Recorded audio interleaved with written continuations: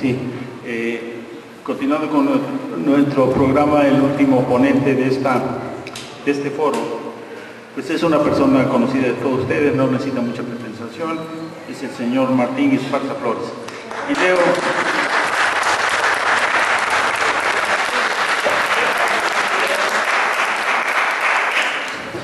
leo aquí una semblanza súper resumida de su actividad. El señor Martín Esparza Flores es miembro del Consejo de Administración de la Asociación Internacional Derecho a la Energía y presidente de la región América de la misma organización. Es secretario general de la Unión Internación de Sindicatos de la Energía, ULS-EPSM, y además es secretario general del Sindicato Mexicano de Electricistas. Entonces, con ustedes, señor Esparza. Muchas gracias. Buenas noches. Es un tema muy interesante, el tema de energía. Yo quiero empezar con un artículo de uno de los más críticos en contra de los trabajadores y del sindicato, de los que aplaudieron la decisión autoritaria de Felipe Calderón de pretender extinguir a Luz y Fuerza del Centro. Sergio Sarmiento, en su artículo de ayer, es el cierre de El Perro Andaluz, y es un restaurante donde se juntan cada semana muchos intelectuales, y llegó Sergio Sarmiento a ese restaurante y resulta que había un letrero en la puerta que dice está cerrado, y lo cerraron porque llegó un recibo de luz de la CFE de 500,000 pesos y no pudieron pagar y tuvieron que cerrar un restaurante que duró 40 años funcionando al servicio de estos intelectuales, entre ellos Sergio Sarmiento. Hoy Nino Canún lo toca en su periódico y dice la CFE, en su radio, dice la CFE y Antonio Vivanco son unos ineptos y son los que aplaudieron la extinción de Luz y Fuerza del Centro. Entonces, ¿cuánta razón tienen los trabajadores del sindicato de mantener su resistencia por defender a Luz y Fuerza del Centro como un organismo público descentralizado que es estratégico para el desarrollo del país? He preparado algunos datos. Dice, en los últimos 20 años el desarrollo del sector eléctrico mexicano ha enfrentado cambios estructurales muy notorios que han desembocado en una participación cada vez mayor de la intervención privada nacional y extranjera bajo diferentes esquemas y en la modificación del papel que desempeñan las empresas eléctricas estatales, como es la Comisión Federal de Electricidad y Luz y Fuerza del Centro, en el desarrollo de dicho sector. Estos cambios se han reflejado en diversos aspectos relacionados con la estructura de la industria eléctrica y su organización, así también en la geografía de la producción de electricidad. Asimismo, ha estado vinculado a la crisis económica y a la enorme deuda externa acumulada a principios de los años 80 y a los cambios en la política económica interna. Resultado de los acuerdos con el Fondo Monetario Internacional, así como también a la firma del Tratado de Libre Comercio con América del Norte, a la inserción del país en el proceso de globalización económica mundial. La importancia estratégica de la industria eléctrica. La producción y distribución de la energía eléctrica tienen una importancia estratégica para el desarrollo de un país. El sector energético constituye el sustento y el motor de la economía. Los flujos suficientes y oportunos de energía de los lugares de producción a los de consumo en los países equivalen a la circulación de la sangre, que es indispensable para mantener vivo y en buen funcionamiento a un organismo humano. Es por ello que el consumo per cápita de energía constituye un indicador del grado de desarrollo económico de un país.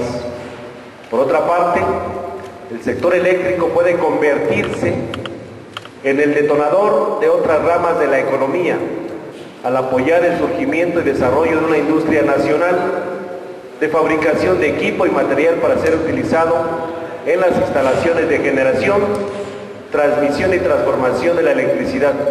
Asimismo, puede contribuir de manera relevante en la formación de personal técnico altamente capacitado y competente para desarrollar las diversas actividades vinculadas con el sector, como son la planeación, proyecto y construcción de nuevas instalaciones y la operación y mantenimiento de las existentes. Hay varias etapas en nuestro país del sector eléctrico en su desarrollo. Me voy a referir muy rápido a ellas. La historia de la industria eléctrica se puede resumir en 4 etapas. La primera, que va de fines del siglo XIX a 1910, se caracteriza por la inversión de capital mexicano principalmente, complementado por el capital extranjero. En la segunda etapa, que va de 1910 a 1937, el capital mexicano se retira de la industria eléctrica y esta queda bajo el control de 2 empresas extranjeras, que era la American Lion Power Company y la empresa American Foreign Power Company de Estados Unidos, que solo daban cobertura al 50% de la población.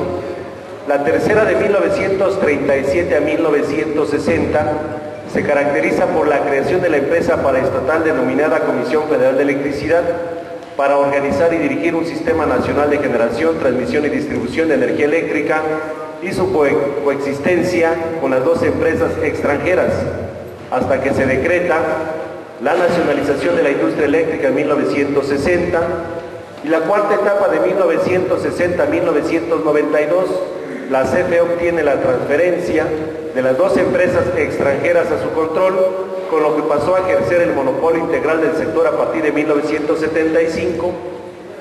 Asimismo, en este control, con lo que pasó a ejercer el monopolio integral, en este periodo la CFE logra la expansión territorial de la infraestructura eléctrica de generación, transmisión y distribución y la integración de un sistema interconectado a partir de todos los sistemas aislados que incluyen a todo el país. Hay una serie de láminas. Así está el país.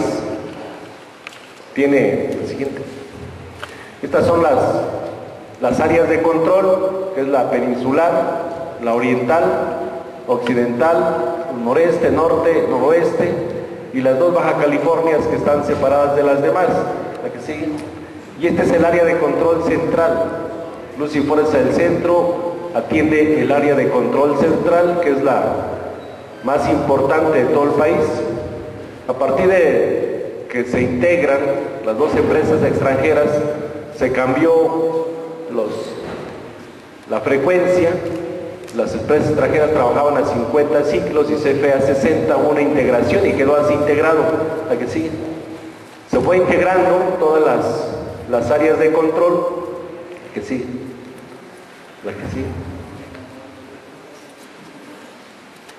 Así quedan integradas o interconectadas en todo el territorio nacional como parte de garantizar el suministro de energía eléctrica a partir de los problemas que existieron hasta antes de 1980. Y este es todo el desarrollo que se ha integrado en el país con los trabajadores del sector eléctrico, con los propios ingenieros. Pero lo que observamos a partir de una serie de modificaciones que ha habido en el marco legal, vemos que a partir de Miguel de la Madrid, cuando empiezan los problemas financieros o la crisis financiera y México empieza a pedir mucho dinero para refinanciar sus deudas, empieza la incorporación de políticas del propio gobierno para poder privatizar el sector eléctrico y permitirle a la iniciativa privada invertir en estas áreas que son estratégicas para nuestra nación. Si ves la anterior, Como pueden observar, hacia el norte hay interconexión ya de México con los Estados Unidos. Lo vemos que hay hacia San Francisco, que es California, también Texas, y también lo tenemos hacia el sureste con Centroamérica. ¿Por qué estas interconexiones? Porque en su estrategia de ellos, el gobierno mexicano ha integrado con Estados Unidos un plan que es la región mesoamericana mediante el sistema de interconexión eléctrica para los países de América Central. Esto se llama CIEPAC. Asimismo, el Grupo de Trabajo de Energía para América del Norte, GEATEN, creado en el 2001 y presidido por los secretarios de energía de los 3 países, han manifestado su interés por incrementar y consolidar las interconexiones transfronterizas de energía eléctrica y gas con México. El fondo del tema del sector eléctrico, que los Estados Unidos han hecho una política de integración energética del continente para mantener su hegemonía. Y estos gobiernos serviles, desde Miguel de la Madrid, después Salinas, que modifica en 1992 la ley del servicio público de energía eléctrica, en el 92 se modifica la ley, en 1993 se crea la Comisión Reguladora de Energía y se modifica el reglamento de la ley del servicio público de energía eléctrica. En 1994 se firma el Tratado de Libre Comercio con América del Norte, con lo que se incrementa la presión de Estados Unidos sobre México para continuar la reforma eléctrica. En 1994, durante el gobierno de Zedillo, del 94 al 2000, la deuda de la CFE experimentó un gran aumento con la devaluación cambiaria del peso. Se reforma la Ley Orgánica de la Administración Pública Federal y se amplían las funciones de la CEMIP, Secretaría de Energía, Minas e Industria Paraestatal, hoy Secretaría de Energía, incorporando la de promover la participación de los particulares en la generación y aprovechamiento de la energía. Se constituye la empresa Luz y Fuerza del Centro como empresa pública descentralizada, luego de consumarse la nacionalización. En 1995, por primera vez en la historia, la capacidad de generación eléctrica comenzó a crecer a ritmos inferiores a la demanda de manera sostenida como resultado de la reducción de la inversión federal.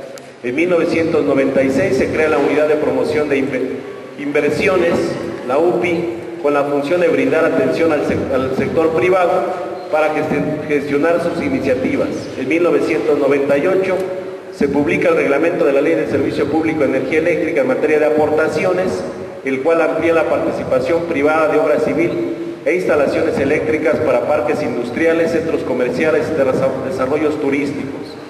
En 1999 se inicia la reestructuración interna de la CFE mediante programas de transformación corporativa de la CFE, mediante el cual se forman 20 divisiones de negocios virtuales en las divisiones de generación. En el año 2000, presentación de 2 proyectos de reforma eléctrica por parte del Partido Verde Ecologista y Acción Nacional a las comisiones del Senado, dictaminadas que no fueron aprobadas. El presidente Fox, 2000-2006, decreta unas adiciones al reglamento de la Ley del Servicio Público que declaró inválida la de la Suprema Corte de Justicia. Y en el 2002, presentación de un proyecto de reforma eléctrica por el presidente Fox ante el Senado, hasta ahora no ha sido aprobado.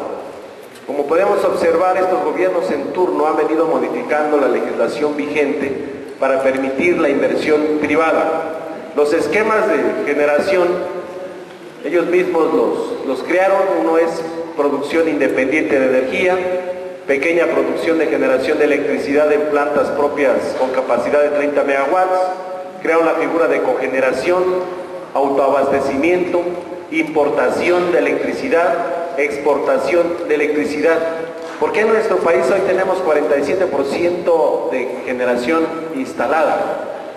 Porque dicen, si no se consume en México, ya está la interconexión con Estados Unidos o Centroamérica, y como aquí estos gobiernos corruptos no les piden que cumplan con la normatividad de medio ambiente de uso de suelo, pero además han orientado a la generación de electricidad a través de esquemas de los años 80 para acá de meter los ciclos combinados con gas natural, gas que no tenemos. Felipe Calderón firmó un convenio, o le dio un contrato más bien a Repsol, comercializadora, el CADCB, que es del rey Juan Carlos de España, en el 2007, un contrato por 20 años para suministrar gas natural a México. Por ese contratito, esta empresa, que es una comercializadora, tiene una utilidad de 750 millones de dólares por año. ¿Quién termina pagando esto? Son los usuarios. Por eso se ajusta cada mes el recibo de luz. Por eso hoy andan cambiándote el equipo de medición para meterte un medidor de prepago para que pagues por adelantado. Lo más grave es que gobiernos de todas las zonas centrales hemos detectado que andan los policías atrás de los contratistas cambiando los medidores. Andan intimidando a los usuarios que si no pagas te cortan la luz, que si no pagas te van a demandar, que si no pagas te van a quitar tu propiedad, que si no pagas te vas a ir a la cárcel. Y hay algunos casos en todo el país donde ya se está dando este fenómeno de represión contra los propios usuarios cuando es un área estratégica, cuando el Estado está obligado a proporcionar el suministro de energía eléctrica.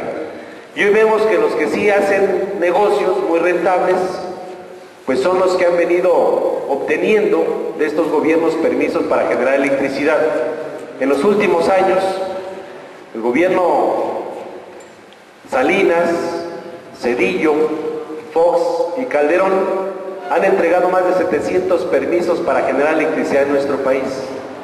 Hoy ya las empresas privadas tienen el 50% de la generación en México. ¿Cuáles son estas empresas?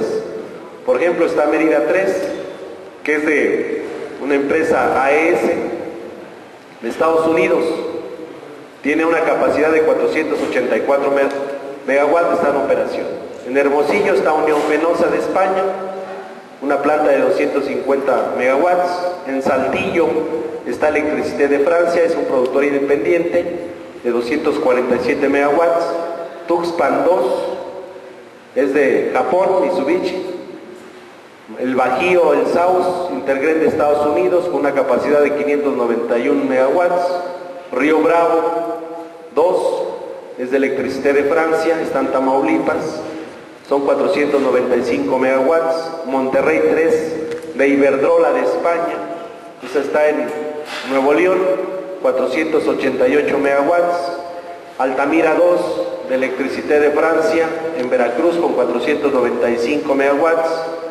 Naco Nogales, Agua Prieta 1 de Unión Fenosa, esa está en Sonora, de 258 megawatts. Y así sucesivamente podemos llegar a que la mayor parte de empresas que han venido a hacer inversiones en nuestro país en un área que es estratégica, que el Estado debe de conservar, la mayoría son españoles. De Iberdrola, Unión Fenosa, está Endesa, está Repsol, es gas natural, y son los que sí, de manera muy rentable, hacen los negocios. En la zona central del país, que es esta, la que atiende el área de control central, ustedes pueden checar que la generación cercana que se tiene con las plantas propias apenas son 2.832 megawatts, es el 33% del consumo. Y hay que traer energía de puntos distantes desde el Golfo, como es Tuxpan Vapor. 3 Estrellas es una planta de generación privada y se integra al sistema. También tenemos por el lado de Lázaro Cárdenas, Potencia, Petacalco, Villita y Tiernillo. Y por el lado del sureste, apenas con las hidroeléctricas se aporta otra parte. Hay un déficit muy importante de generación en la zona central del país. Es lo que siempre el sindicato en las juntas de gobierno explicaba, porque la estrategia del gobierno era no invertirle a las empresas públicas para tener suficiencia de generación, para poder tener en la zona central un sistema eléctrico confiable. Pero como la estrategia de ellos es poco a poco ir teniendo el control de la generación en todo el país, y después, pues la presión ahora es que liberen el precio de la electricidad. Por eso obedecen los intereses de Calderón de golpear al Sindicato Mexicano de Electricistas en octubre del 2009, y que poco a poco a la luz pública está saliendo. Primero no fueron los PFP los que tomaron las instalaciones. Hoy las evidencias son claras con testimonios, fueron militares vestidos de PFPs, ordenados por Calderón en un acuerdo que hicieron entre los partidos del PRI y del PAN, con la complicidad de la Suprema Corte de Justicia de la Nación, con la complicidad de la Cámara de Diputados y la Cámara de Senadores. No pueden extinguir algo que es estratégico, algo que es de seguridad nacional, algo que es para dar un servicio público. Los únicos facultados para extinguir son los diputados, los senadores. Legislar en materia de energía eléctrica de acuerdo al artículo 73, fracción 10ª. Legislar en materia de hidrocarburos materia de electricidad, pero hoy vemos que están subordinados. ¿Qué es lo que hacen? Hoy las políticas públicas obedecen a los intereses del Banco Mundial, del Fondo Monetario Internacional. Tenemos deuda, dice, te ampliamos tu crédito de deuda, pero hay que continuar con los procesos de privatización. Y en México el Banco Mundial tiene una oficina que es la Corporación Financiera Internacional, que es donde inician todos estos procesos. La privatización en varios países son privatizaciones políticas, acuerdos políticos, decisiones de Estado, a la fuerza, como es el caso del que hoy estamos viviendo, porque las legislaciones son complejas y no pueden legislar. Por eso dijeron en una campaña mediática, tomaban las instalaciones, que para que nos fuera mejor a todos. Dice, tomamos las instalaciones de Luz y Fuerza por el interés público y por la economía nacional. ¿Cuáles fueron los argumentos de Calderón? Que iban a bajar las tarifas, que iba a mejorar el servicio, que se iban a generar muchos empleos, que el país iba a ahorrar muchísimo dinero. Yo les pregunto, ¿alguna de estas promesas cumplió Calderón con la extinción de Luz y Fuerza del Centro? Claro que no, pero esa es la receta del Banco Mundial, así lo hacen. Por eso han privatizado más de 1000 empresas en nuestro país. Hoy tenemos en esta coyuntura político-electoral la oportunidad de cambiar el rumbo del país.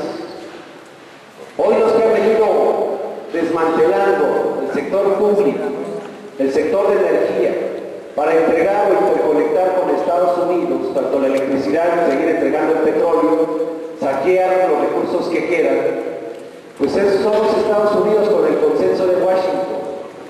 Es lamentable el servilismo de presidentes que llegan o que ponen desde allá para que entreguen lo que es de los mexicanos. Y así observamos que ellos van a continuar impulsando sus políticas públicas intervencionistas con fines de lucro para las transnacionales, y resulta que nosotros no podemos desarrollar un sector que es importante para nuestro país. Nosotros decimos que en esta coyuntura político-electoral sí tenemos que explicarle a la sociedad quiénes son los que nos han llevado a esta situación. Y son los gobiernos del PRI, son los gobiernos del PAN, y tenemos que señalar que ya se siente presidente Peña Nieto y que dice que va a privatizar el sector eléctrico, el sector petrolero. Primero ni le entiende, eso es claro. No sabe del potencial que existe en el sector, no sabe que temas de soberanía, pero lo que único que saben son hacer negocios, porque todo esto viene desde Salinas y es el que está atrás todavía en este momento. Son los que han rescatado al PRI, Salinas son los que ya están metidos, y dicen es la oportunidad de poder concretar lo que ellos iniciaron. Tenemos una gran oportunidad todos de poder explicarle a la sociedad de que este Banco Mundial, Fondo Monetario, pues van a continuar con estas políticas de entregar los recursos que quedan. No es casual que el ejército esté en las calles, que la marina esté la marina ya la hicieron terrestre. Es para imponer estas políticas, es para que no levantemos la voz. La PFP, ahorita que estamos en acciones desde la semana pasada, tenemos un plantón Insurgentes y Reforma enfrente de las oficinas de la Corrupción Federal de Electricidad y otras en Río Ródano. Llegaron como 1000 policías de PFPs. Ellos deberían de estar buscando al Chapo Guzmán, pero están reprimiendo a los trabajadores. Es para imponer sus políticas, pero ya no les tenemos miedo, compañeros. No les tenemos miedo porque sabemos qué intereses representan, de reprimir al pueblo para imponer sus políticas. Es la única forma que lo pueden hacer, con la represión. Es mentira que el tema de la droga, que están combatiendo al crimen organizado, cuando ellos son. Antes no había problema porque había un solo partido que duró 70 años, lo tenían controlado. Pero llega otro, ve el negocio de 40,000 millones de dólares al año que deja la droga y se involucran. Y eso es lo que está en la disputa por el poder, no nada más llegar a la presidencia, sino todos los intereses que dejan. Por eso tenemos una oportunidad de cambiar el rumbo del país, de no permitir un fraude electoral más. El del 88 fue desastroso para México. El fraude cuando llega Salinas privatizó más de 1000 empresas.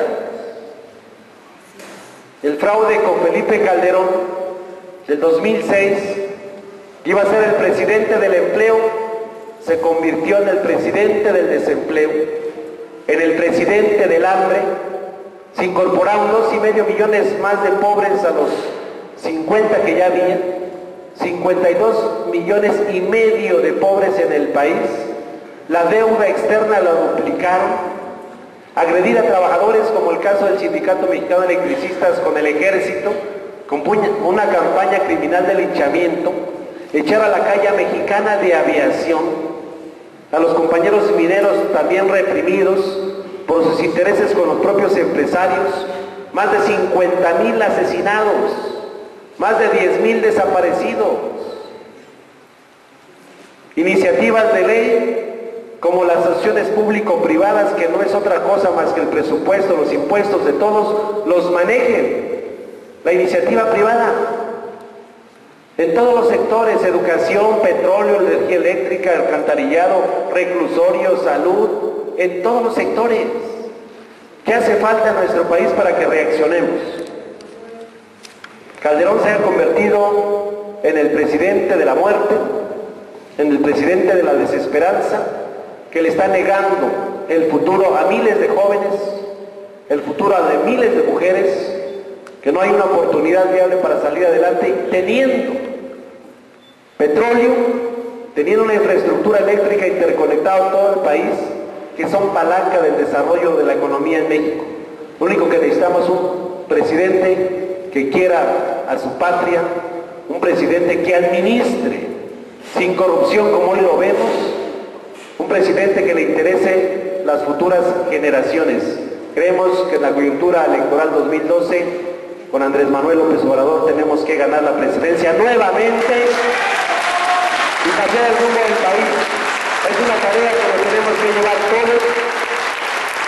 Mientras nosotros seguiremos en las calles, en los plantones. La estrategia del gobierno de Calderón era acabar con el Sindicato Mexicano de Electricistas. Nos creó una división interna con una bola de traidores que se vendieron por unas cuantas monedas con el gobierno. Los medios manipularon la información para criminalizar a los trabajadores, pero afortunadamente hay una base social de 16,599 trabajadores que no hemos aceptado las migajas del gobierno, las liquidaciones, y más de 10,000 jubilados que estamos echados para adelante. Nuestro objetivo como trabajadores de un sindicato de 97 años no nada más es recuperar nuestra fuente de trabajo, es recuperar el sector de energía para los mexicanos, renacionalizar la industria eléctrica, la industria petrolera, que se desarrolle para fines de nosotros mismos, no para los extranjeros. Ese es el objetivo, cambiar el rumbo del país. Esa es la meta que nos hemos trazado los trabajadores del Sindicato Mexicano de Electricistas. Muchas gracias.